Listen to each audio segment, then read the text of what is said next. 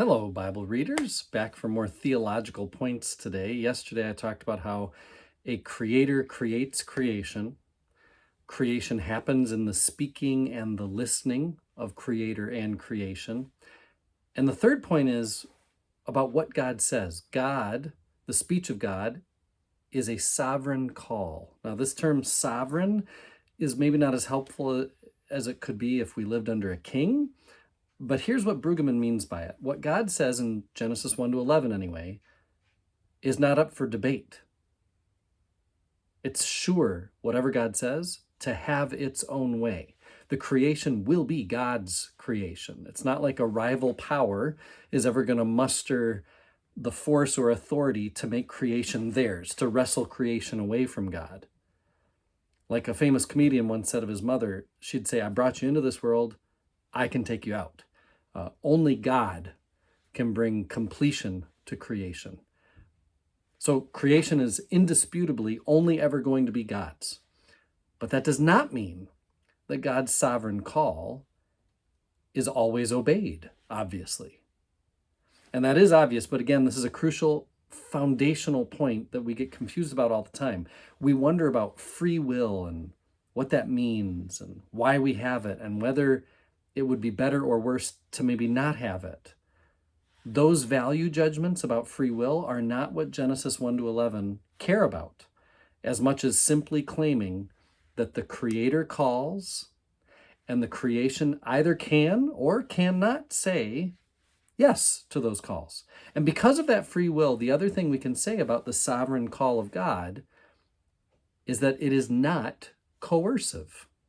It doesn't force behavior like a worldly king's laws force behavior. God's kind of sovereignty doesn't force a behavior, it evokes a response. It invites, it hopes rather than requires. Kind of makes me think of how we talk about requirements in First Lutheran's confirmation program.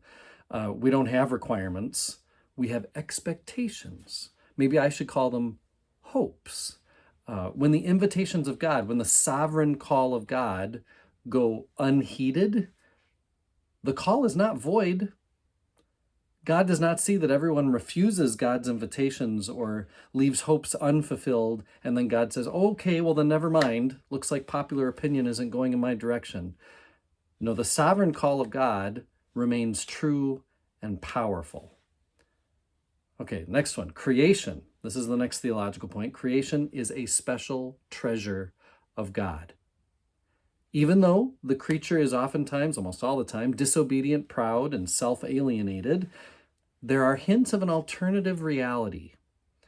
We can too easily dwell on the sin of Adam and Eve, or Cain raising hell, or the world right before the flood that requires this judgment. But we can't forget the Creator calls creation good, very good at one point. In chapter 9, the world is embraced and guaranteed. I mean, think about that. That guarantee, despite nuclear bombs being dropped on other parts of the world, on other people, despite tearing ourselves apart through wars or tearing apart the atmosphere as we don't care for creation, it's still guaranteed to us. Noah is the personification of an alternative to the disobedient Adam. And so we remember creation is a treasure.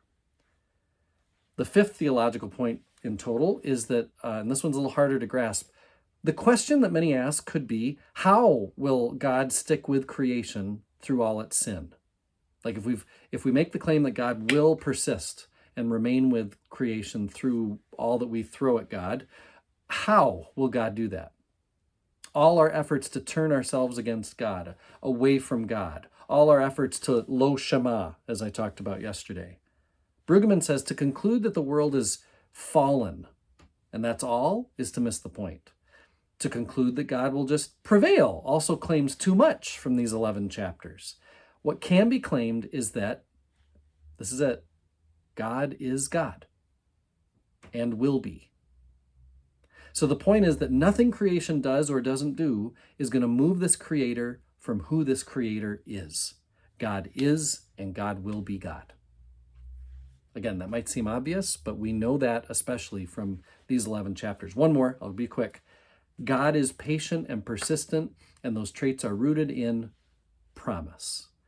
God will not leave the world alone. It's not all up to us. The stories of Genesis 1 to 11 are about hope because the Creator stands in promise to keep creating, that is being heard, to attend to this treasure that is creation, to keep being God. That's all promise. So remember, write a star, a heart, reflect on these theological points, also a question mark. And on Monday, I'm going to dive into the creation narrative itself. I am one with my God. My God is with us, all of us, at all times and in all places.